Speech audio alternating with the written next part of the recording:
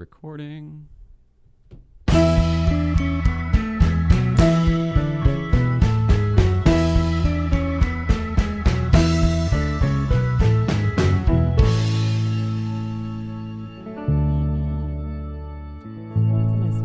a cool one. I am very excited to talk to this fellow. There we go. Mrs. Ryan, hello. Hello. Hello, everybody. Welcome. Good evening. Here we go. Today is Thursday, September 13th, 2018. My name is Jay Ryan. This is Nicole Ryan. We are the Ryans, and this is It's Tonight's Show. Awesome. How's it going, Mrs. Ryan? It's going. Yeah? Yeah. It's going, she says. It's not hot out. I had a little walk. It's been nice. I know. It was so nice and cool today, this morning. It was unexpected for me. It was even foggy. Same. It's cooler than I anticipated. It's still warmish, according to the sweeper guy I ran into. The sweeper guy? Oh, Yeah, the one of the workers in maintenance the... guys. Yeah, sure. He was sweating. It's like, it's so hot. I'm like, it's cool. Can't keep it. There we go. That's awesome. We have a guest today that I'm very excited to talk to that's over here right now, Mr. Gabe Abelson. Yeah. There's a lot of things about him. He's a stand-up comedian. He's been a writer for a long time on a lot of shows, you know. He's also a mentalist, and I've never actually met or talked to a mentalist. While I have been a fan of this ability, whatever you want to call it, for since forever, since I was a kid, obsessed with this stuff, and Kreskin was on all the time. And wow, that's weird. Excuse me one moment. Kreskin chimed in. Gabe, you're really good, buddy. I don't know how you did that, but that was very impressive, because up on the wall there, I don't know if you can see it, is a thing that says "Life is but a dream" on a blue card. That's that hilarious. I stuck up there because it's covering a client that's holding a mug that says "World Best Boss," but that client fired you, so I'm covering his face. But then all of a sudden, the little bite just came in, and I don't even have that as a bite. So the computer started playing it. Is that your work? It's called the psychokinetic touch. Psychokinetic touch. Good job, Gabe. Thanks so much. I am impressed. I'm impressed right off the bat. All right, Mrs. Ryan, we've got a little bit of business to attend to. Okay. We'll call those hellos. Let's go to the East Coast feed, shall we? Okay, yeah. All right. Check in with Kath. Checking in with Steve Kaz, Danbury Chive, and the East Coast feed. East Coast feed from Valencia in Norwalk. East Coast feed? Very busy with their Maui toy right now. As you can see, we got Megan and Alicia. It's drinks. We got brunch here in Norwalk. Don't you say hi to Jay? Maui? Say hi to Jay. Jay, I realized that I'm only on the feed while I'm drinking. I'm not mad about it. I'm just want to see A lot of East Coast feeds happen with alcohol or the child who was not really paying attention today because she ate like a fat kid. Jonesy. And she had green sauce. Love you guys. Want to send some love from Norwalk, Connecticut on a Sunday morning. Holy jeez. I know. I can't even tell exactly what's going on there, but I love that it's a Sunday morning. So I probably did those out of order then. I'm guessing that perhaps this was the first one. Roll it, Hal. The East Coast feed coming to you live from Mikey's 30th birthday. It is a charity. It is a video. There's a lot of that happening right there. It's a charity bar crawl in downtown Manhattan. Say hello to LA, everybody. There we go. Love you guys. Peace out. He's such a good dude. I just love that he's wrangling the people in the streets of Manhattan to say hello to our little feed here on our little podcast show. All right, let's check in with him one more time over here. I think we're at another brunch. That guy goes to brunch a lot. They love it. Sure. Ready? Roll it, Hal. Mrs. Ryan, Steve Kaz, East Coast feed coming to you live from the Cookhouse in New Milford, Connecticut. Me and Jonesy, what are we enjoying? What are you eating? Ribs. She loves ribs. You don't even know. Huh? Did you see the fat kid dance she just did right there? The laugh that she gave out when she had her ribs? Very excited. Just want to send you guys very excited. You say East Coast feed? Tell Jay, East Coast feed. Hey, there you go, Jay. East Coast feed. Why didn't you know that? Anyway, I want to send you some love from New Milford, and I hope you guys are having a good time out there. It's a blast over here with ribs. Love you. Say bye-bye, Jay. Bye-bye, Jay. Bye-bye, Nicole. Bye-bye, Nicole. Okay, love you guys. Yeah, I mean, it's pretty adorable. I'm obsessed with that little girl. She's so cute. It's not bad. It's not bad to have some adorable stuff like that, sending you some love every once in a while. Oh my goodness. Hello, Coraline. Enjoy those ribs. Yeah. All right, so we mentioned yesterday that there's been a spinoff because people are liking what they see and then they're contributing however they can. So we've got Paul Kramer from Auto Kennel. We mentioned him yesterday. He's now taken to delivering a very serious Behind the Orange Curtain. So I've gone and made him a deal and everything. There you go, Behind the Orange Curtain. Roll it, Hal. Jay and Nicole Ryan, Mr. and Mrs. Ryan. This is Paul and Jennifer Kramer, Auto Kennel. The Orange Curtain feed, and we have left the Orange Curtain. We are going through crappy LA traffic. We've been doing it for 2 hours now. We are on our way to Chico for the beginning of the Driving While Awesome Coastal Range Rally North. We've always wanted to experience some of the roads north of San Francisco. So what better way to do it than join 100 other like-minded crazy people in vintage cars and weird cars and go drive. And I'm excited to have Jennifer with me. So we'll see you soon. Holy man. I thought you'd like that. I thought you'd like that, Mrs. Ryan. My one note is, Paul, let your wife wave, because I love that lady. Well, she was doing the camera, so I would say that she probably chose not to. Okay. No. I mean, you know what I mean? He had very little control there. Jen, get on the camera. There you go. So the notes to Jennifer. Wave it up. I just think it's awesome. I think it's Love adorable. her. And so many people in our community just love them. So it's cool to, be doing something together. And even if it's just farting around, it's fun. Yeah. All right, Mrs. Ryan, that brings me to the question that's on everyone's mind. Dun-dun. What's going on? Well, scientists are rethinking body and cellular nomenclature. Okay. Which I think is so smart, and I will be quick about this, but just a heads up to everyone, what your words matter. And we talk about that a lot. But there was something called... All couples probably do, right? Well, I think in general, everyone is finding out how words matter on every level. Yeah. There were cells called up cells, and it turns out that were like relegated to like, oh, we got that one, it does this, and it actually is in charge of way more, but no one looked at it because they just saw up cells and like that's it. It's actually in charge of like monitoring and detecting motion and balancing equilibrium in that whole ocular sector. Like, okay. So, wow. Be conscientious of your words. All right, I will. Note I took away. Fair enough. Yeah. I mean, if everything is what you believe and what you say, all that stuff, it affects it. So it makes sense to me.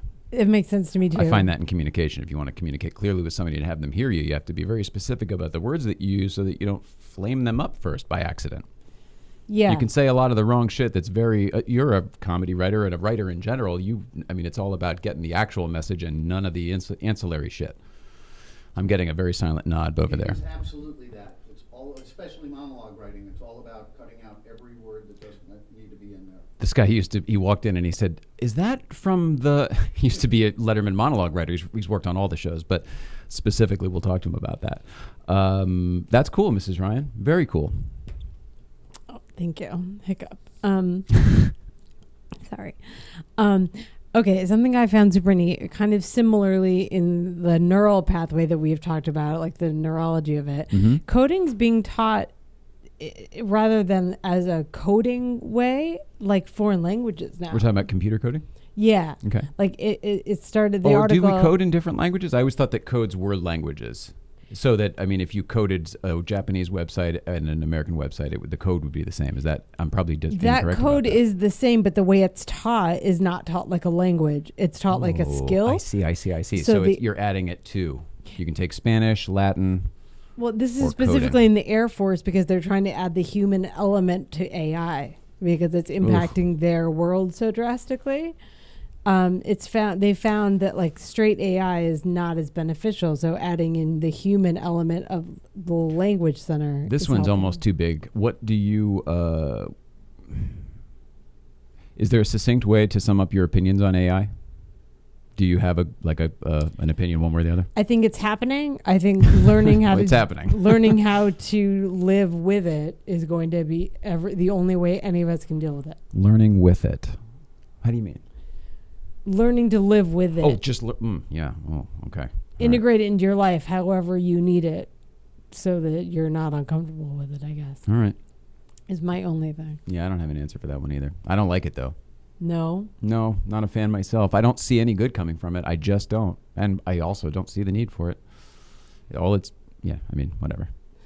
This one I could go on for a long, long time. There's a lot of, I do love talking to you about that stuff. I want to pick your brain on it sometime. So thanks. FYI. Pick away. I will. Okay. 2 more fun, lesser serious things. If you make your bed, have you heard that it aligns with personality traits? No, but I'm a bed maker. I'm a bed maker. Well, I've been in relationships before where there were not bed makers, and I don't know. It's weird to me. When people don't make their bed? Yeah. But I understand the laziness. I understand why somebody would say that doesn't matter. But to me personally, it matters like so much. I can't describe it. Now, we also live and work at home. So, I mean, it's a little different for us, too. It's like, oh, great. You're out of that space and into another. Yeah, I feel like it's always mattered to you, though, even when I worked out. So correct. It has always. That's kind of your jam, is like make your bed. And I don't know where that came from. You know what I'm saying? That was not like a... Not like a... It's not from my childhood. Well, this article, it read like, and it was correlated, I think, with some of those personality tests they have you take at work. So there was a lot of lists that I'm not into, but it did delineate pretty well. Yeah. So that's a nice, interesting one. It is. But more interesting of anything I read today is that for the 25th anniversary of The Late Show with Conan O'Brien. That's today. I was going to bring that up. They released the first episode of the show. Well, now this one is interesting. We were having a conversation before the show about this, about where you can see shows that aren't on the air, et cetera, these days. Some things are on YouTube, but they get pulled off, pretty swiftly, I think. The Conan episodes at NBC specifically, there's a lot of blood there that's fucking not bad, boiled over, like tainted, just gone. It's not even blood anymore. It's just caked on somewhere else. Yeah. Because all of the people at NBC are long since moved on. You know what I mean? They're not there anymore. Yeah. But I'll tell you what, those deals are in place, and Conan got paid a lot of money for NBC to keep all that stuff to make sure it was not around anymore. So it's a tough one. It's interesting. They were great. The early Conans were very, very interesting. Is that when you were? Well, I can't wait. We're going to get you in here next. We'll talk about all that stuff when he gets in here. Yeah. But There's it is. Today is the 25th anniversary of the Late Night with Conan O'Brien television show. And it's 2 weeks after the Late Show with David Letterman. I'm tying them together because Late Night was the show Dave vacated, and Conan was the nobody who got the job when every name was up for it. Yeah, the article that I read that I'm pulling from said that it was The Late Show with Conan. So it's just a typo. But I always used to get that wrong when I worked in publicity. Everybody anyway, still does. Everybody still does because the names Whoopsie-daisy. don't matter. You know what I mean? It's Leno, it's Letterman, it's Conan, it's Jay. Yeah, it's that's whatever. That's All right, Mrs. Ryan, that's what's awesome. going That's on. been What's Going On. Dun, dun, dun, dun, dun, dun. All right, super excited to get our next guest Yeah. in here. We're going to take a quick break. More after this. When we come back, Gabe Abelson will be in here. More to come.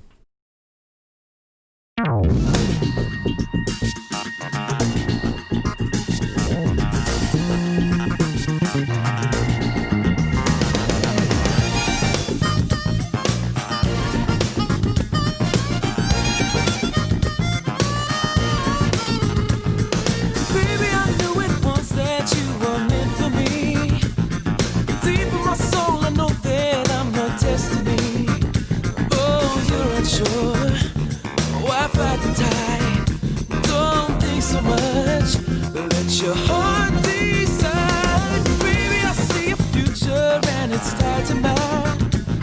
I look in your eyes and see you searching for a sign, but you'll never fall till you let go. Don't be so scared of what you don't know. True to your heart, you must be true to your heart. That's when the heavens will part and baby shower you with my love.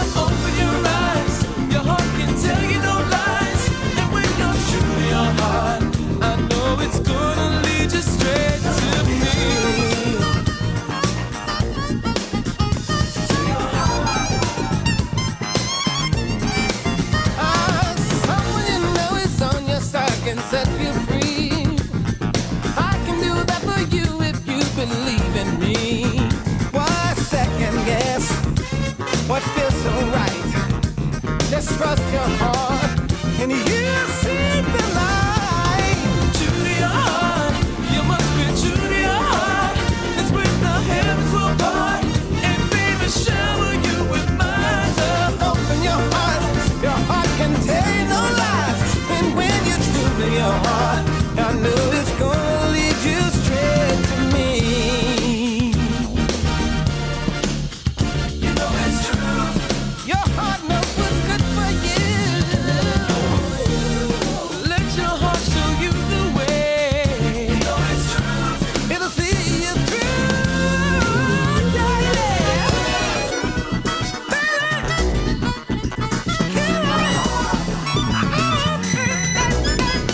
My heart is driving me to where you are. Well, you can take both hands off the wheel and still get far. Be swept away, enjoy the ride. You won't get lost with your heart to guide. True to your heart, you must be true to your heart. That's when the heavens will part, and baby, shower you with my love. Open your eyes, your heart can tell you no lies.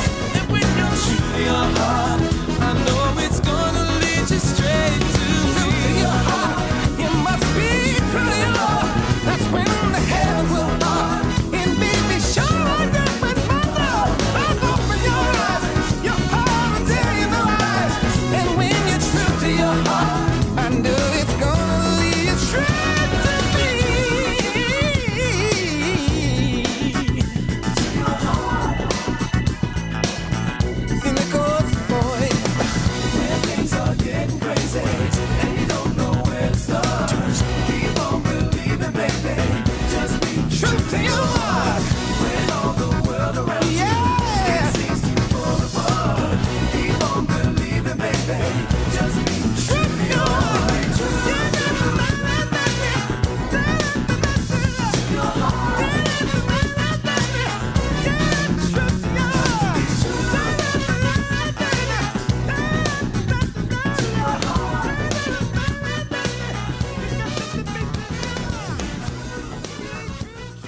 That one up there actually is. And we're back with that. Yeah. Hi there, Gabe. Hey, how are you? I'm great. I get easily It's a little distracted smoky by- in here. by shiny objects. Me too. How you doing? I'm doing well, thank you. Thank you for being here. Looks very familiar. So you walked in and said, "Wait a second, is that Where the hell? desk?" Yeah. Yeah, it is. Yep. Greatest moment. It's ridiculous and How very is it? cool. Ridiculous is. I have to check. Do they have erasers at both ends? No. No, it was. Okay. They are actually. So you can't toss them. They really were old CBS pencils, though. Isn't that funny? This is an incredible studio. Can I just tell you that? It's an. You were saying some amazing things. I'm actually very pleased you're saying them on camera No, now. I've During the break, you were never saying some incredible done things. a podcast that, I mean, this is a television studio. Thank you. Very nice. Yeah. Thank you very much. But for you saying need that. if I one suggestion, Yes. you need the higher back chair. Oh, really? Yes. Staples, I believe $100 off now. That's all you need is 3 or 4 more inches Is on that your what back, it and is? you're, yeah. You know what's funny? Whatever's comfortable. It's one of those things because I told you I've been obsessed with this whole genre forever. Mm-hmm. I have obsessed over every detail. I specifically chose this chair. You know what I mean? The whole Yeah. bit, of course. Yeah. You know how it goes. Yeah. No, it's all perfect. The Thank chairs. you for being here. Thank you for the kind words. I'm super sure. excited to talk to you, but you had some questions for me first, or where do you want to start? Let's start with you. All right. Oh, you mean me go Asking first? the questions, yeah. Well, I like to do these things without doing a tremendous amount of preparation, so I know where you've worked, but I don't know specifically Then we're the two of a years kind. or everything gets bogged down. I would rather have the conversation. You've worked on some of my favorite shows ever, and then I found out you know and have worked on other things that I didn't even know about since. You've got a relationship with Tom Green, etc. We've been trying to get him here. Mm-hmm. What the heck got you into comedy? Because you said specifically there's an interesting I note grew about up a block away from where George Carlin grew up, 123 3rd and Broadway, like he used to do the whole bit on White Harlem. That's where I grew up. And I actually lived there until I was about 40 years old, till I moved out to L.A. Because after I moved out of my mom's place, I got sort of an insider's price on another's place. Then I got married. We moved there. But I've always lived in that neighborhood. And when I was a very, very little kid, George's mom was still alive. She was very elderly already and used to tell me stories about George. And so really from the time I was 14 on, I knew I wanted to be a comic. That's why I started buying comedy albums. And so when I got to college, you couldn't major in comedy then. You actually can now at some universities. So I majored in drama at NYU because it was the closest thing. And I studied with Lee Strasberg for 4 years. But then the second I graduated, I did go on to do, I wouldn't even call it acting, some commercials and voiceovers. I used to do a lot of celebrity voiceovers because I started as an impressionist. But I wanted to be, I just wanted to do stand-up. So the acting thing was a side thing. And the second I graduated, I went down to the comic strip in New York and I auditioned. And it was the night that Eddie Murphy got cast in Saturday Night Live. They were there to see him, and I had to follow him that night. And I was so green. So hang on, it was the night that he got SNL. It was the night he got SNL. So SNL. it was probably a good set. Yeah. But I was too young and too dumb. Well, there's no way I could have foreseen it, that the next 12 years would really be the golden age of stand-up, where even if you were an unknown like myself, once you got to a half hour, 45 minutes of material, you could go on the road, make a great living. That does not exist anymore and has not existed for a while. And that's why I brought up Tom. Unless you're someone at Tom's level or above that, where everybody in the world really knows who you are and you can sell tickets at the door. So I got out of stand-up and into TV writing just at the right time. Wow. Yeah. So what was your first TV writing gig then? Where'd you go first? Believe it or And not, then while how? I was doing audience warm-up, the toughest gig for a comic, because nobody wants to hear the comic. They want to see the show, and it was for really the toughest warm-up gig because it was for Politically Incorrect with Bill Maher on Comedy Central. Jeez. And the so- old show. the original show. on Comedy Central When they did it in New York, right? in New York. And so I'm going Did up you in know the that? commercial Do you remember that breaks. show? There were two. There were two, and the first one was Comedy Central, and I'm going up in front of them in the commercial breaks between them and the audience, and they're still arguing. Beyond the crowd that, doesn't want to the see them. set wasn't made for that because the show was in the round almost. Right. So you're really just getting in the way. I'm just getting in the way. They want to see that, right? They want to see that. They want to see that. And so one day I had an idea for a whiz. joke, and so I said to the executive producer, who I knew from stand-up, Scott Carter, he's still there. I said, if I have an idea for a joke for Bill, can I just give it to you? He said, well, we have a fax team. You can fax. It's kind of a thankless gig. If you sell a joke, it's $50, and we go to look to our staff first, and so $50 is pretty nice. It used to be 25. Yeah, exactly. Well, so I tried it, and Bill only did 6 jokes. The first night, half the monologue was mine. Nice. First No time I ever kidding. tried it. And next night, I don't think I had anything on, but then I had 1, then I had 2, then again 3. With this fax team, did they know who you were? Did they know that it was Well, a Bill warm-up guy, or Maher was knew it who a- I was, and Scott knew I was from Okay. stand-up. Gotcha. So, right, of course, sure. right, but the jokes still had to be jokes that he liked, Absolutely. So after a couple of weeks, they called me up. They said, we want to put you on a retainer, which means we're not giving you a staff job, but we'll give you a stipend per week. We'll see what you can do. Because you're valuable enough that we want to make sure you send in 20 a day, whatever. So that happened. It's a growth period too, right? It's to see if you can sink or swim. Absolutely. Yeah. This was something I had never done before. Right. I thought stand-up was my future, and I'd been doing it already for 14 years. And so Gosh, that's so crazy. they moved to L.A., which is interesting because it's eventually what brought me to L.A. I finally did get a staff job there, but that was later on. Okay. And then when they moved to L.A., they stopped the fax thing for whatever reason. And it was one of these things. I was doing a one-nighter with the wife of the guy who was the head monologue writer for Letterman. And I said, what do you think of these? You think, Dave might? She said, these are really funny. Call my husband, Bill. I did. He said, these are funny. Bill Sheft? Bill Sheft, Oh, yeah. no kidding. And he said, these are really funny. And the same thing happened. I faxed, and after a couple months, they put me on retainer. It was much more because it was CBS and the big show, too, Politically yeah. Incorrect was non-union then. Right. So I did but that. That was out here. So did you? That was did in New you- York. I was okay, still so living you're in New York. Still living in New York. Still with my apartment on 123rd. And I never thought there'd be any movement there because it was the only show, unlike all the other late night shows, where everybody sort of worked on the monologue, on their own jokes, but then turned them all in. Bill had sort of made that his own department, Bill Sheft. So it was just him. And everybody else on the show, all other 12 writers, were working on the rest of the show, but not the monologue. But Bill had a fax team of about 10 people. Okay. So I never thought Was there a reason for that? Can I ask? I mean, is it just to keep the same voice? He and Dave were very, very close. And I think he sort of took it upon himself, realized that with the fax team and, between what I write, Dave's going to have, I want to get into this happened. more later. I'm just, that's why I was asking. But in any Please case, continue. I didn't even know what I was going to do with that skill. But I realized pretty quickly that here was something that I probably did better than what I'd been doing for 14 years. That was a skill I didn't even know I had. And out of the blue, one day, Bill Sheff calls me, says, I'm leaving the show to write a book. Would you be interested in my job? Wow.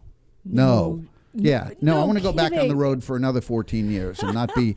So my And I first don't job in imagine TV. that everybody on the fax team got that call.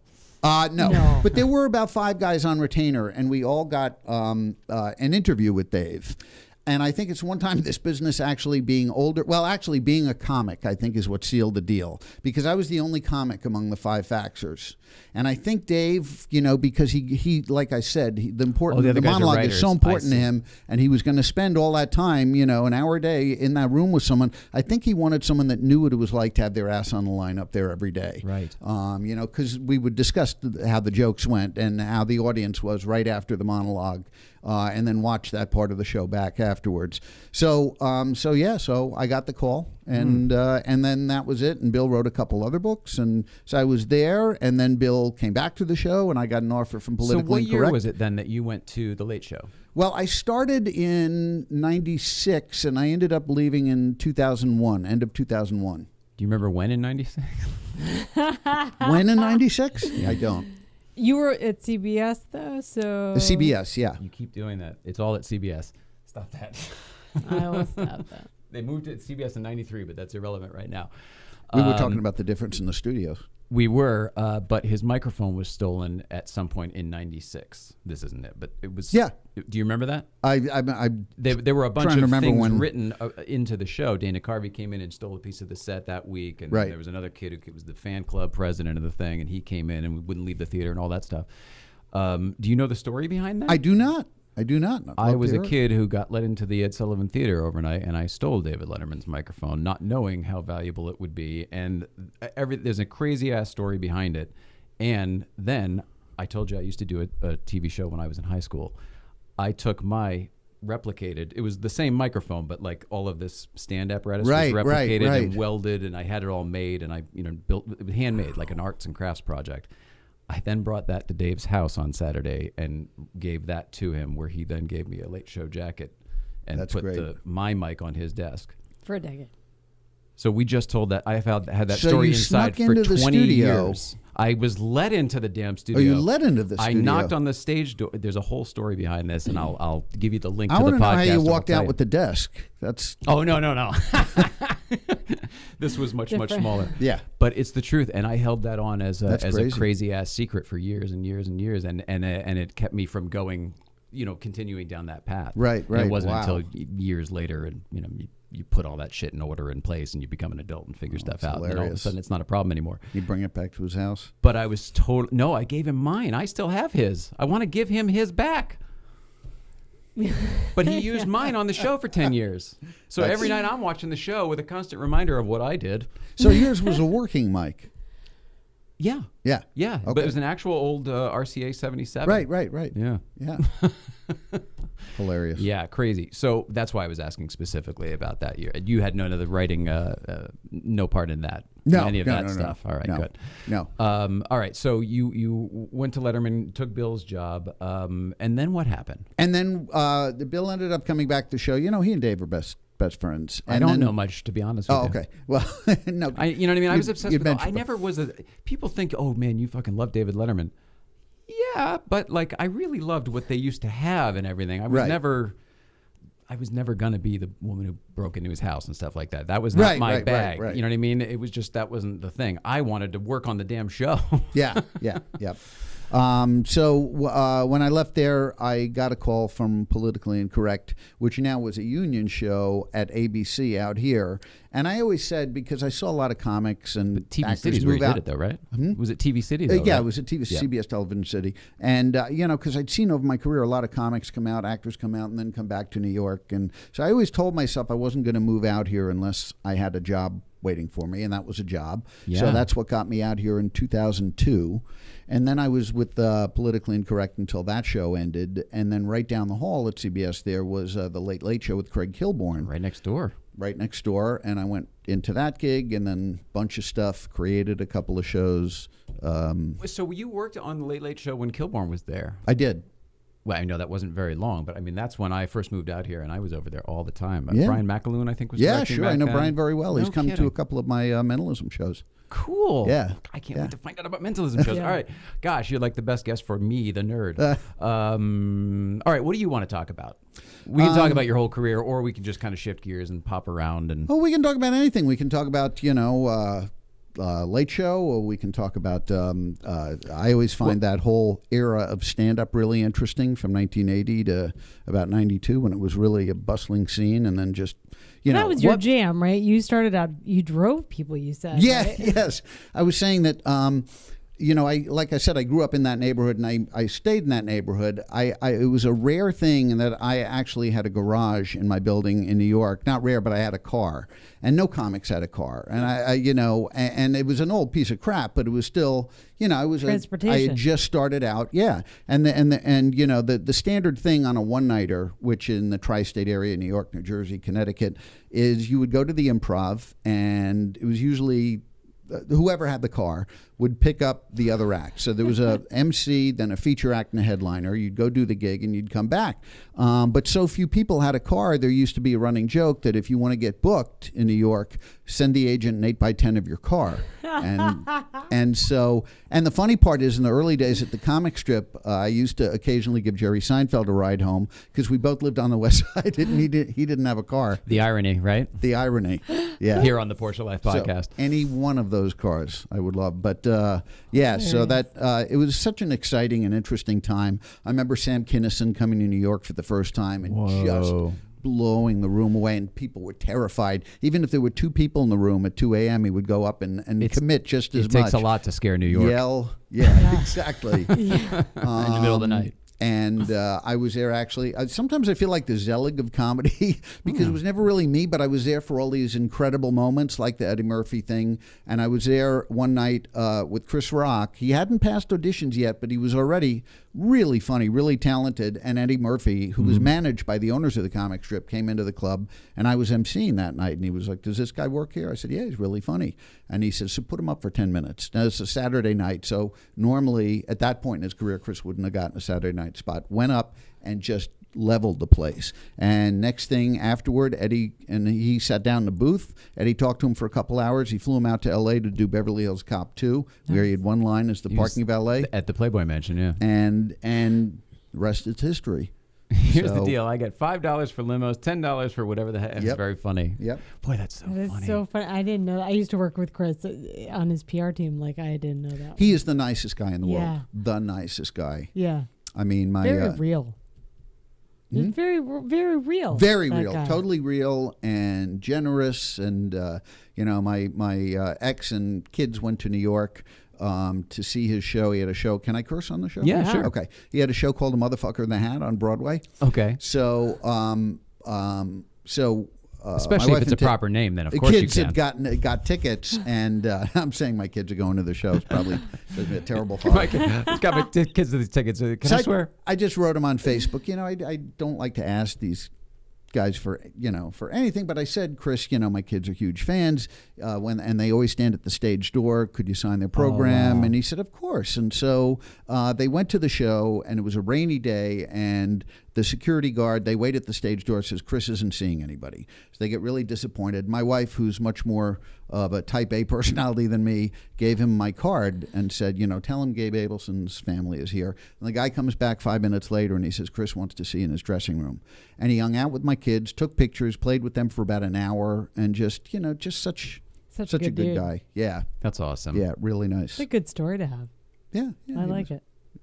That's so cool. We just saw him at whatever his last tour when he was in town. Uh-huh. He did the same thing. Went and backstage. It was the same Yeah. thing. It was like, guys, there's no way he's seen everybody. There's just no. It's not going to happen. And then when they finally, the whole team's walking him down Yeah. the tunnel. Is it some big place? The Kodak, of course. They walk him down the tunnel, and he's like, "Oh, hey, everybody!" And then it becomes the whole production shuts down while we have the moment. You know what I mean? So it was so cool. Yep. And then you worked on that, and I did Everybody Hates Chris. So we're both big fans. Oh, okay, yeah, great. big fans. Yeah. So you also worked for Leno too. I feel like we'd be remiss. He's right up the street. I did. Right after Kilborn, I created a show called Mind of Mencia that ran for a few Carlos years. Mencia? You created no that kidding. one? Yeah. Well, No kidding. I was with the blah blah blah. But you head were writer. one of the creators. I was the head writer, and it was really me and an assistant writer, and then Bob Morton, I was not Morty? on Letterman. Morty, Robert who Morton? I never knew, and we just laughed about it because I'm dying we'd to meet known of him. each other for many years, but we just never ran into each other at a comedy club in New York. Never ran into each other. So I can't he afford any actually- of the proproperties he's selling to meet him nowadays. So I'm hoping we can get him in here. He's So a big he head called me- honcho in real estate. Big these days. real estate guy now.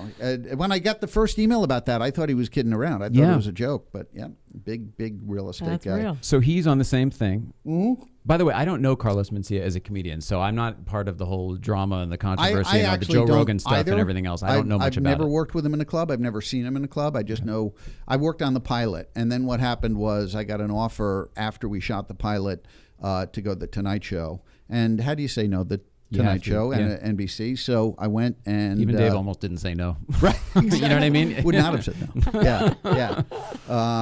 And so then I was there, and then other shows, other pilots, that kind of thing. Yep. When were that's you so at cool. Leno? I was at Letterman, Leno. at Leno 2004, 2005, or 2005, 2006. something Okay, like so that. because our good friend Bob Reed was a comedy booker over there, and Ross Mark Oh, okay. goes to, and Yeah, they yeah. did like Last Comic and all that stuff. Yeah, I know Ross. Sure. Bob, I don't know who you know over there, but like, how do you get Bob a and his sister Leanne, right? They were always working together. Bob and Yeah. Leanne. No. But it's just that they were all so spread out, like they've been there forever, and so like, how do you get a monologue job with one of those guys? Sounds like you weren't looking, right? They found you on that one. I just started submitting freelance, and then I got that call from Bill. But I've been teaching writing for late night for about 15 years when I'm either not on the road or I don't have a TV job, or even sometimes How does when one I have a sign up TV, for that I class? just love teaching because what? How does one sign up for that class? And I actually work two ways. I teach a class at Flappers Comedy Club in Burbank, which is a great club. Local, yeah. And they have Fantastic. a separate school next door. I mean, they really did it up with a stage in every classroom. And so I teach there, and I also do private Skype sessions Wow. with wannabe monologue writers and even working monologue writers from around the world. I just work with someone. Every country has their own version of the Tonight Show. Sure. So I was just working on monologue writing with someone who's a writer for sort of the Tonight Show of Israel. Wow. That just want to hone their skills because it's something that I have boiled down to really sort of mathematical precision. There's I see You've it got as the math, which I algorithm was on always it. terrible at. Yeah, math is my worst subject. And also there's a musicality to monologue jokes. And a lot of stand-ups take my class. What's very interesting is sometimes I get pretty well-known stand-ups, and sometimes they know how to write a joke, they nail it, and sometimes it's a different language. It's like, if you understand a Romance language, or speak it fluently, you kind of understand another, but you still don't really speak it. It's like that, because once in a while I'll have an accountant or a lawyer in my class who just gets it. So what is it? Because you have two audiences that you're driving. I mean, Well, here's the difference. Here's what I say. It's almost the opposite. Stand-up is really, especially now, has become about who you are, what your dreams, your fears, your hopes are. It's all personal. It's all really internal. Whereas monologue is all external, has nothing to do with you. I mean, unless you're Letterman or Kilborn, who kind of inject their personality into it. But for the most part, it's all external. It's all observation, what's going on in pop culture. So it's all by perspiration as opposed to stand-up, which is more inspiration. You go to the store, you see something weird, something hits you. Oh, God, that you would never have thought of sitting at home going, I'm going to write. Right. But monologue, that's not- half the joke is that's written not for tonight's you. news. That's not tonight's news. Right. The news, the setup's written for you. You just take a simple factual statement based on the news and then find the twist. And there's a lot that goes into. I could talk about that for hours. Well, we had the a conversation formulas. just yesterday You on the bug show me. about. I'm sorry, did I cut you? No. About Boy, now I lost it. No, I lost it. The writing and the Netflix shows, and they seem to, like, oh, here, buy 6 of these, 10 of these, or whatever. And then they're all launched at once, like Norm's show. I think all 10 of them, or however many, come out on Friday. How does one do a monologue in that way? Because for me, it's topical humor. I understand that, okay, you can just do non-topical humor as if you're pre-taping the episode. Is that all it is? And then is it just because then to me, it's like, well, why do the monologue? Then find a different. Well, they roll the same day. It's the same day. The monologue is written that day. For Norm's show, for where these they're Netflix banked. shows where they bank 10 of them and then they launch them 6 months from now. Oh, well. You know what I'm saying? Like, they did them that day and they was fresh for that audience. But then when you're playing it to the audience who's actually the long-term audience. Right. The intended TV audience. It should be evergreen enough that, in other words, if you have a joke that's generic enough about Trump and Russia, it would have worked 6 months ago. It'll work now. Okay.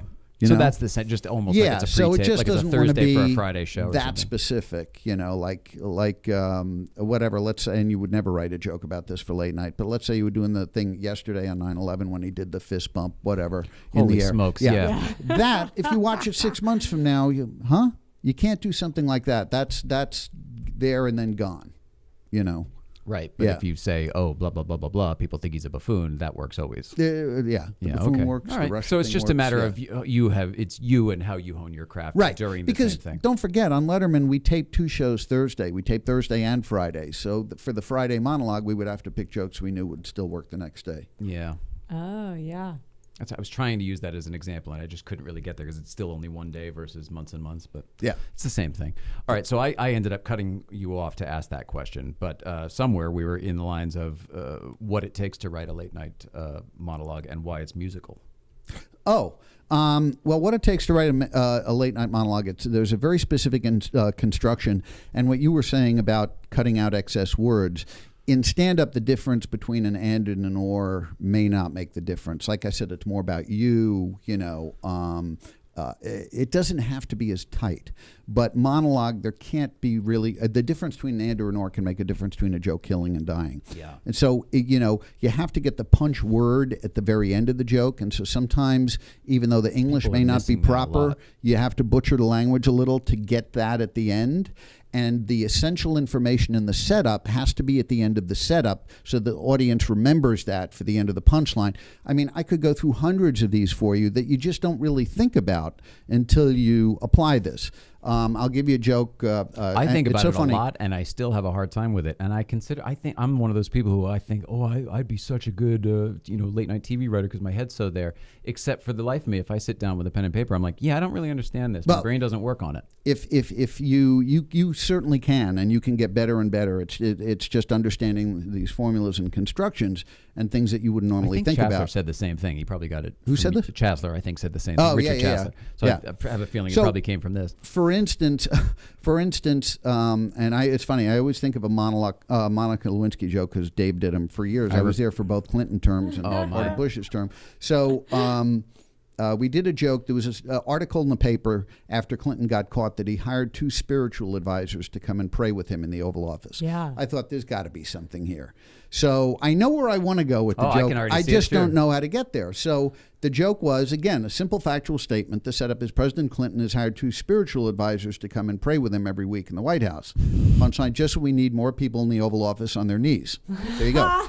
Yeah. So it was kneeling, obviously. I didn't know how you were going to get there. So the original way I wrote the joke was just we need more people on their knees in the Oval Office. Not as funny because it would still get a laugh, probably a fairly big laugh. But once you get to knees, there's nowhere to go. A joke has to drop off the table, a monologue joke, really. To let the audience take it. Right. So, and the other thing I loved about Dave is if he liked a specific joke, like on a certain holiday, he would do that joke every year on that holiday. I love that he didn't too. care. Me too. Traditions. There were ones he did for years after I left. First day of spring. First day of spring. Fucking bird and the worm, the whole thing. Yep. So good. What was the? There was one he used to do every New York marathon. He said, today they held a big New York City marathon. In case you don't know, the way it happens is runners start out in Staten Island. They cross the Verrazano Bridge. They go around Brooklyn all the way up through Queens. Then they go up to the Bronx. They come back down through the Bronx, then back through Manhattan, finishing up in Central Park. You know, it's the same way cab drivers get in from LaGuardia. Nice. That's good. So even though you're slightly tipping it by saying cab drivers early, you're not really. LaGuardia is just, and LaGuardia is just funnier than Kennedy. And there's so many things like that that are hard to explain. Now, the interesting thing is, and again, this is an unwritten rule that I always tell people, don't submit until you really know the rules for a packet. A joke a host wants to see a joke that's 3 lines or less on the printed page. That joke was about 5 lines, but it had to be. So for every rule is an exception. The joke has to be circuitous in order for that punchline to land. That was geographical. If there were 4 boroughs, it would have been 4. You know what I mean? That's how that one worked. Yep. That was predicated on geography. Yeah. So it's all about, having, like I said, the essential information, the setup at the end, and then the punch at the end of the punchline, cutting out all the extra words. Don't have a reference in the setup that people need more information about. In other words, if Jay Leno says... If Jay Leno says, "Oh, you hear about this? A woman in Indianapolis found a finger in her chili at Wendy's." We don't need any more information. We have all the information we know. But sometimes, very often, starting out, monologue Which finger was it? Right. We'll say, like, the mayor of so-and-so calls himself da-da-da. But there's more information. It has you asking questions. And if you have any questions about the setup, you're not receptive to the laugh. To the rest of it, too. Right. Right. That's such a good tip. I get caught up in that all the time. It just goes off message, and I do too. We all do it. Yeah. Humans, especially the way when these days everything's so quick that everyone's going stream of conscious. So it's like your thoughts can't. You have to take a beat to formulate what you want to say, and then actually. Comedian people, you guys nail it so well. Try. I include you in that, but you're the professional amongst us at the moment. Well. I'm more of a Johnny Carson who just appreciates the comedy. You know what I mean? Like I sit there and I sit here and I'm like enamored with you. Do you know what I mean? Let me tell you, it was cold in New York today. How cold was it? Thanks for remembering. It was so cold in New York. I saw a pigeon walk into KFC and surrender. Wings up. That's funny. Once in a while, I'll go into an impression. It's fun. It's funny because we have little homages everywhere. This is more old Johnny, obviously. Very much traditional Tonight Show. Yeah, the old days. But this desk and having my hand on the desk reminds me of one of my favorite moments on Late Show. Norm Macdonald was on. One of my favorite. Nobody funnier. He's in the press. Let's talk about it. He's one of my all-time favorites. Nobody funnier. And the few times I've met him and hung out with him, the more serious the conversation gets, the funnier he gets. It's almost annoying. It's like he can't. He tries to be serious, and he's just the funniest person in the room. Example. But I can't think of an example in private. But my hand on the desk. Something heavy, something that's not really meant to be funny. Right. It'll just get there because he's a funny guy naturally. Right. Yeah. Right. Not even saying funny things. It's just funny. It's just funny. There we go. And his take on it will just be funny. I do remember one thing we were talking about is because I was talking to a scientist who said that we'll basically be immortal by the end of this century because every body part will be replaced. And I said, what about the brain? He said, well, you don't know. We won't be able to download the brain's information. Then you get into a whole metaphysical question. Is it really the same person? But in any case, we were talking about this, and Norm was just like, hey, my luck, and they'd come up with this cure so nobody dies, the day after I die. But the arm on the table reminded me of my favorite Norm moment at Letterman, where he was on and he leans over sort of conspiratorially to Dave and he says, Davey, the more I'm learning about this Hitler, the less I'm starting to like the guy. Was that a Late Show moment? Yeah, it was Hitler and OJ were Norm's. That was Norm's thing. Oh my God! Well, I remember OJ from the SNL days. Now that's when I was spending time at SNL in the 30 Rock building and everything.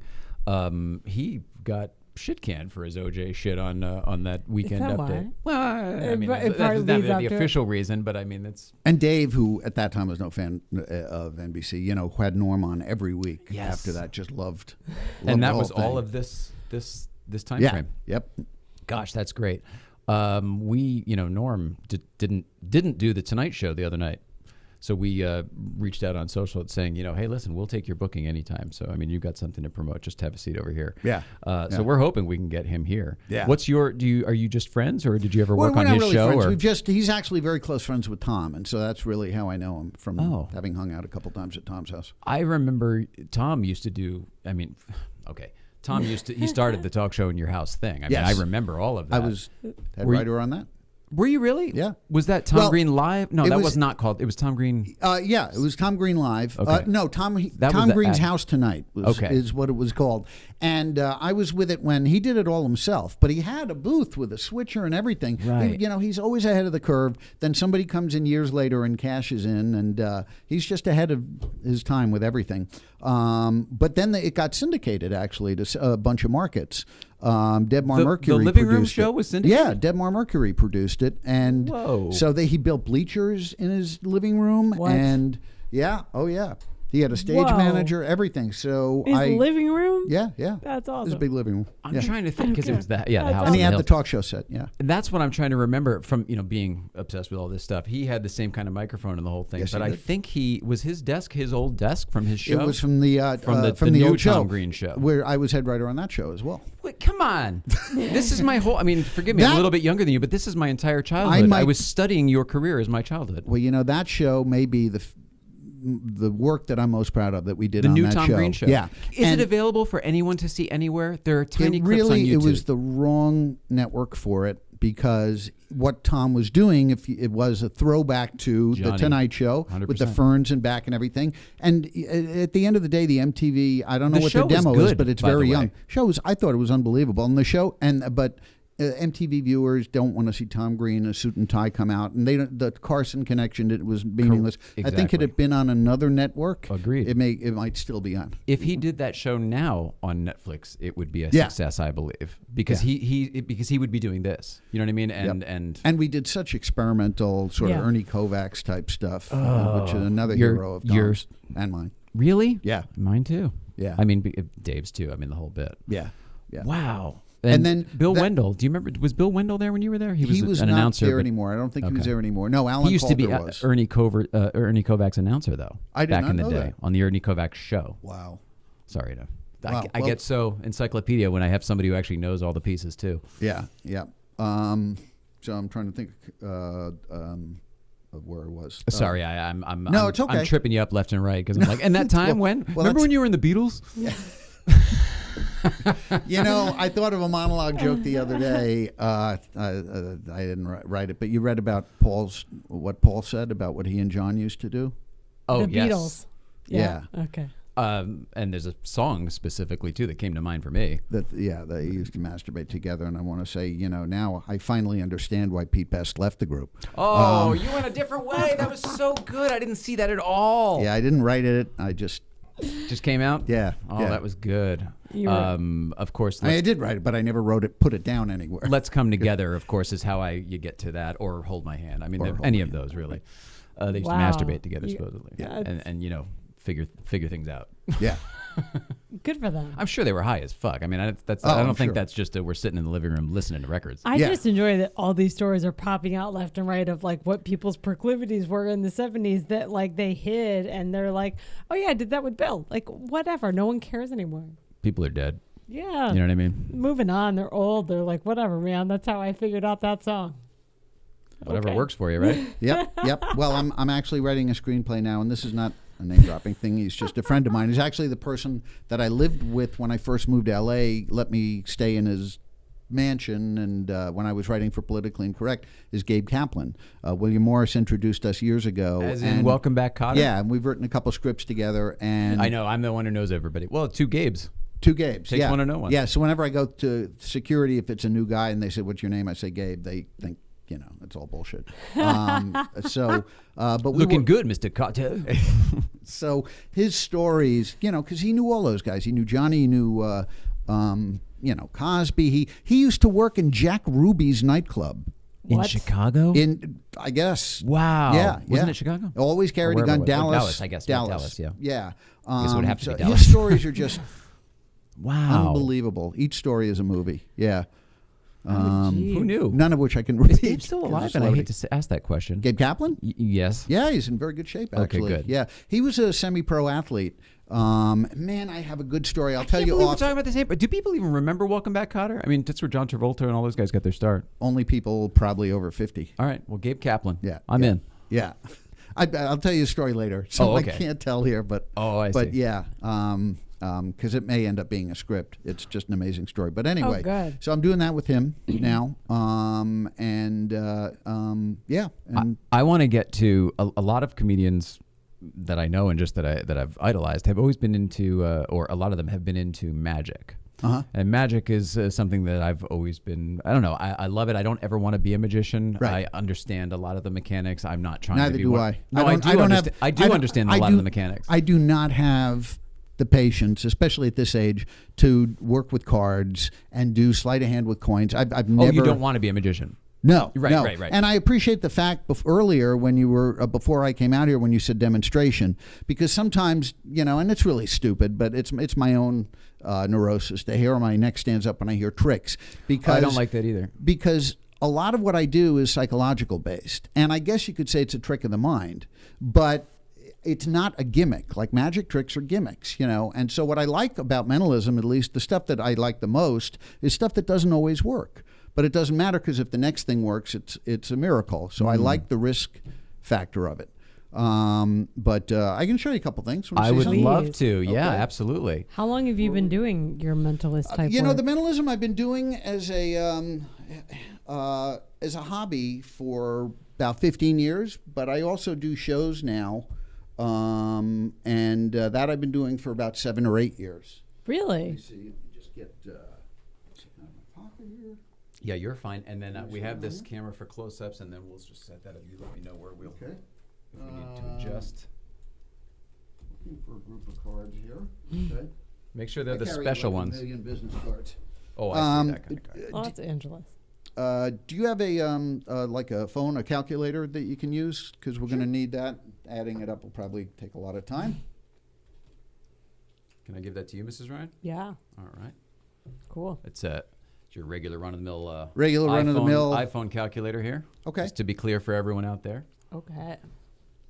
So where am I here? So excited. That's Well, shot. you tell me, and then Let's just use that one. we're gonna go right here. That one. Yes, and the table one. If you want to, when I start putting stuff down. Yeah. Okay, so what I have here is 5 numbers. I actually don't want to show you all of them because I don't want there to be any prejudice here. And I also have 2 blank cards. Okay. 2 blank cards? Yeah, 2 blank cards. Oh, that one's got a number on it too. Okay, 2 blank cards. Okay. Which is fine. So here's what we're going to do. We're going to create a number between 100 and 200,000. Okay. So you guys are going to create the number. It's something I couldn't possibly know. So let me just write target here. Sorry.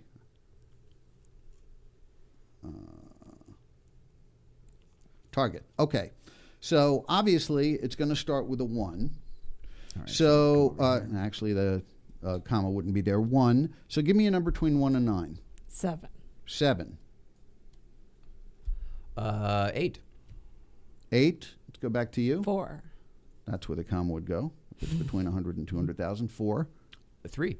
3. And we need one more. 6. 6. Is there any way I could have known that in advance? No. Okay.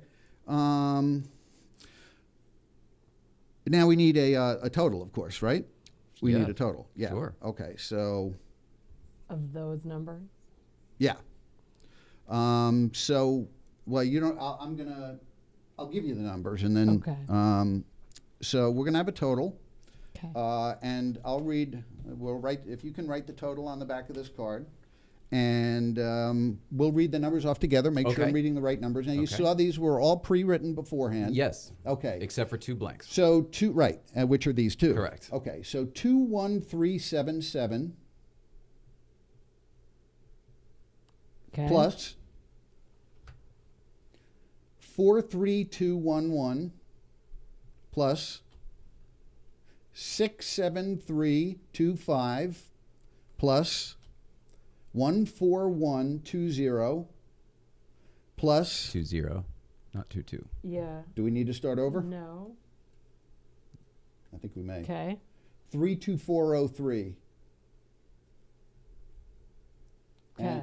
And what's your total? No. What's your total? 17846 436. Yeah, that's exactly right. Wow. Whoa.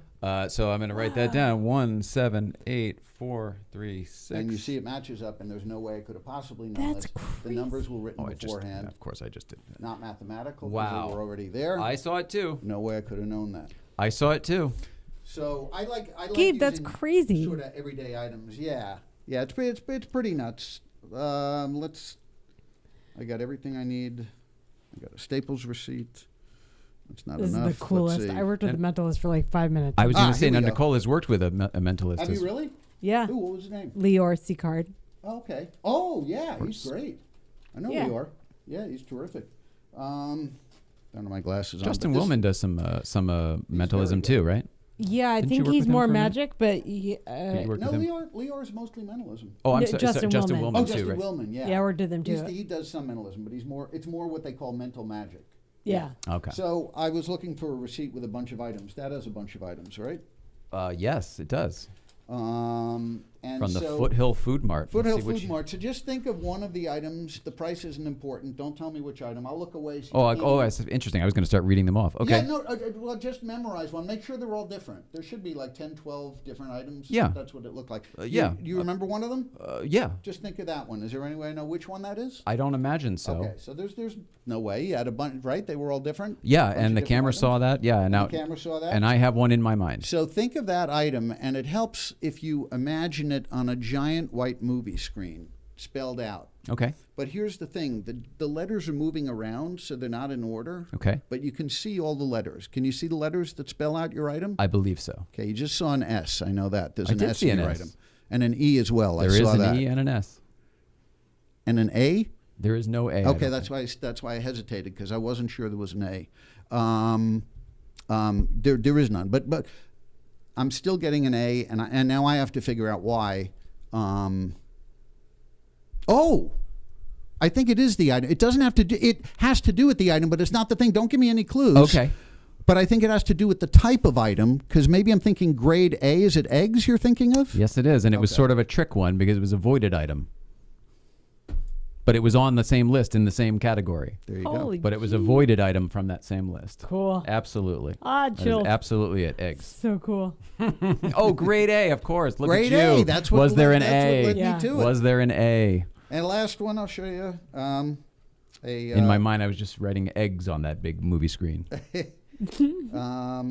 I had sort of the one that I was So talking about when the I'm stuff that's when I'm psychological. when I'm writing eggs with my mind on a screen, when you're having me do that, you're having me create an exercise in my own brain. Are you then picking up on my what I'm transmitting at that point? Trying to pick I mean, is up that the on, idea? Trying to pick up on a lot of different things. A lot of it is.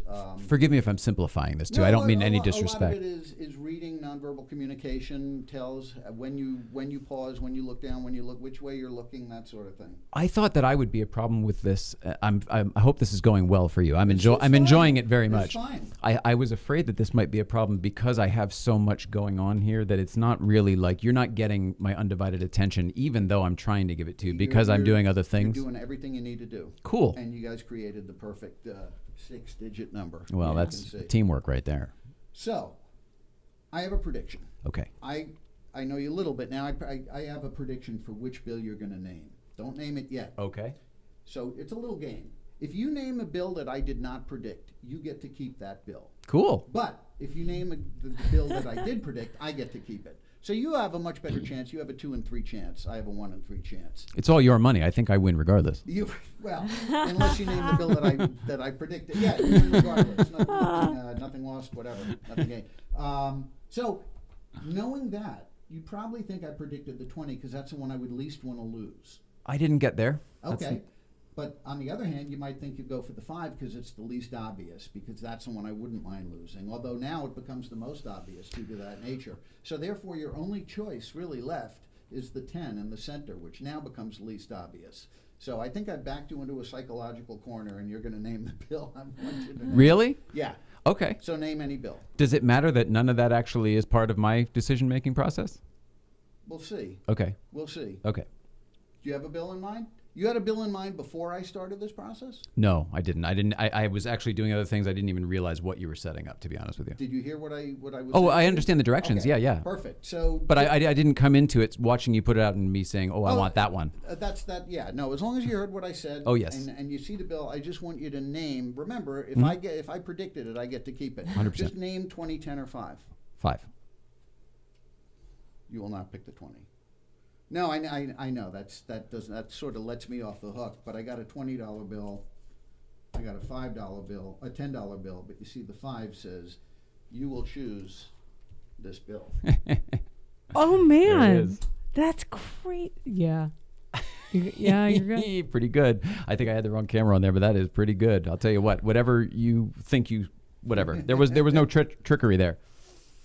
I love it. I love all of this stuff. I think it's fascinating. Oh, great. I don't want to put you on the spot, but I could do this all day. And for a moment, I thought we would. Hey-o. What are your full initials? JR, I guess. Okay. My letter's just the letter J is my first name, believe it or not. And I'm GA. And what I'm going to do is, I told you about that whole movie screen idea that sort of helps me focus. It serves a dual reason here. You're going to draw something that you can draw in like 15, 20 seconds. Okay. Not a circle, some a little more, but obviously nothing too complicated. Draw it nice and large so we can see it. When you're done, you're going to slide it back into the middle of the pile somewhere, but you're going to leave it sticking out so that you see that it's in the middle the whole time, and I can't look at it. Okay. So I'll turn around. Where can I look where you know I'm not going to see you when I'm on it? Or Look at your old Letterman set in the press. Oh, yeah, when it was in the theater. There you go. Sure. okay. Oh wow! I didn't even see that before. This is the studio that doesn't stop giving. Totally. That's really cool. Wow. It's so neat that you were there. And the chairs. Yeah. Everything in there. Who is that? Arsenio on the top? Yeah. Oh, That was an Entertainment Weekly article from 1993. Are you about done? Oh, sure. Okay. So hold the card face down so Yep. I can't see it. Yep. I'm gonna turn around. Okay. So slide the card back in, and like I said, there's somewhere in the middle there. Yeah, that's good. And just leave it so that's sticking out. Okay. If I turn around, will I be able to see it? No. No. I will not be able to see your drawing? Okay. Correct. That's what I wanted to make sure. Yes, that correct. it's Yes, sorry. clear like that. Yep. Okay, so I'm not going to ask you what it is, but I will ask you a couple of things about it. Hopefully narrow it down for me. Okay. Is this something that's organic, man-made, or abstract? Man-made. Man-made. Okay, that's interesting. Okay, so something very specific then. Is this large or small? Let's say larger than the toaster. Smaller. Smaller. Yeah. Okay. Oh, that's interesting. Okay, so this is something really In the neighborhood of a toaster. neighborhood of a toaster. Yeah, a little so smaller I'm maybe. actually getting close. I mean, I'm getting yeah, close in probably. size, Oh, not yeah, very definitely, big. definitely, yeah. Last question I'll ask you. Did you draw a portrait like this or landscape like this? Portrait, because that's how the card was handed to me. Okay, I would have preferred to go landscape. I didn't know straight that was up an and option. down? Straight up and down. Correct. Okay. So I want you to just think of the shape or shapes of this thing. Don't tell Okay. me, but think if they're straight lines or curved lines. Okay. So just think about it, and I'm going to draw what I'm getting. Do I keep just sit here, look at you, or No, just think about it? You can do either, but just picture it. Okay, that's a curved line, but I think there are straight lines too. Now I may not get it exact, I didn't either. but if I come close, we'll call it a hit. 100%. I'm actually going to write what I think it is. Smart. Because I'm not sure. Smart. Okay, so you can see, right? His card has been in the middle the whole time. Mm-hmm. I'm going to take mine down because I've already committed myself. I should commit myself. And I'm going to take yours out of the center.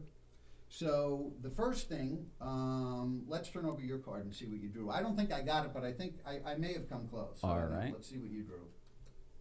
Oh my God! Of course. Oh, see? It's interesting.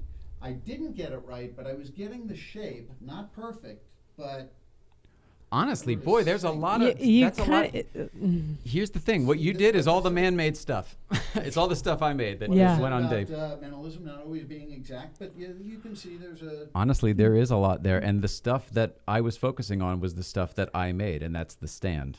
You know what I mean? The mic is shapes mic. are all there. Yeah, the shapes are there. Yeah. The curved shape and then the block shape. I guess my point is, you drew this. You know what I mean? Yours is just with the stand without the. Exactly. There it is. Exactly. That is Oh, totally. Oh, That's that's pretty good. fantastic. Pretty You ever good. seen the cigarette with a line through it, the no smoking? Yeah. Just put a line through any one of those letters. I can see it. It doesn't matter. Any letter you want. Okay, is there any way I could have known that it would be C? No. This is why it's not a trick. Turn over the card. Oh, jeez. Oh, man. Wow. That's legit, dude. No.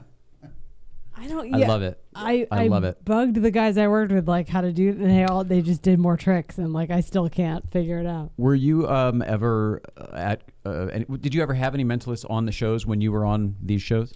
You know, they didn't. This was I think it's become way more mainstream. Even Kreskin back in the day with Dave is what I'm thinking. There was no, it was a subdivision really it was a field. Shouldn't even call it a subdivision that nobody really knew about. I mean, I remember as a kid watching Uri Geller, the Israeli That's what I was just psychic, about to bring up and on Carson. spoons. Actually, I do that too, but I Really? didn't bring any spoons. Yeah, I was just going to bring that up, and that was going to be my example. Is I remember Uri Geller as a kid. He did not only that, but jewelry and all people sorts of other completely believed it too. I mean, he would say, he would have a watch and make a watch start working. He'd say, those of you at home, if you have watches, bring them to the TV, and I will make them work. And he'd go work, and then he would tell people to bring their keys from up to the TV screen. He would bend their key, that sort of thing. All of it. And so he was the first to really do that. And then, and now it's much more mainstream. He was the only mentalist that you saw on TV back then. I remember that, and then I also remember the guy, whoever he was, and there's a bunch of this stuff on YouTube too. Again, I'm into this stuff.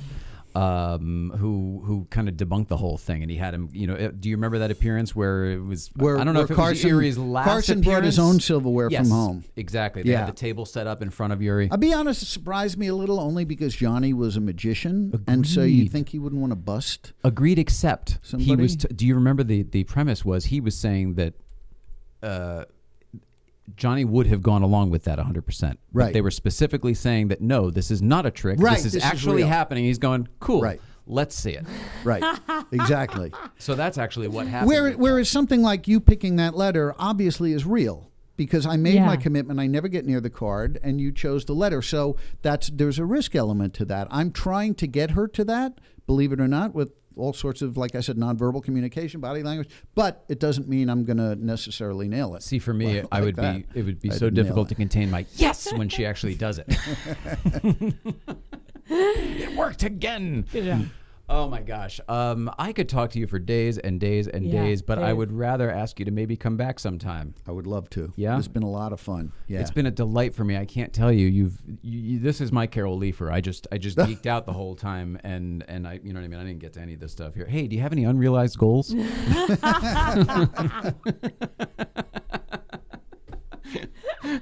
Next time. It's been a delight, and it's just been, I don't know, it's been really neat for me. This in a weird way was sort of like a lifelong dream come true, and then to actually have these moments and these conversations is really something for me. I hope that other people enjoy it, but I want everyone to know that today has been an absolute delight for me. So thank you for being here. Thank you for Richard Tassler, because I've had a great time. Richard Really been Tassler, fun. who helped put this all together. Thank Thanks, you. Richard. Yeah, thanks, dude. And gosh, that just makes me so happy. Let's see. Mrs. Ryan, Yeah. tomorrow. What's throw all tomorrow? my cards out here. I got rid of everything, trying to be clean. All right, tomorrow we've got Breakfast Club. Everybody. Oh, tomorrow's Breakfast I Club. know, Friday already. My dates are all off my head. Breakfast Club up at Newcomb's Ranch. They open at 9. We get there around then, a little after. We stay for a couple hours. All welcome. Drive your Porsches. No dicks. That's the only thing. Don't be a dick. Good vibes only. And then Saturday we've got the Pelican Parts coffee and already. cars with Holy Pelican man. Parts down at the Promenade, and Cool. we've got Moto Art and Angela in town for all of it. So there's a whole bunch of stuff going on. Also for Breakfast Club, 3 Pedal Posse is going to be there all the way from NorCal. So there's just a lot of stuff going There's on so this much weekend in the car happening. community. So excited to so- see everyone. So hang in there on that, and thank you for tolerating all of my comedy nerdery today. It was thoroughly enjoyable for me. I hope so. I'm hoping everyone else too. I can't wait to watch it back. Yeah. Because I don't remember any of it. Thank you. We love you all at home. We love you. Thank you so much for being Thank here. you. It means It the really world. was delightful. I know I've said it over and over. You guys could not be nicer and more hospitable, and thank you. I had a great time. Cool. I can't wait to see you again. You're going to be back. Yeah. All right. We love you all. Have a great weekend. And that's it.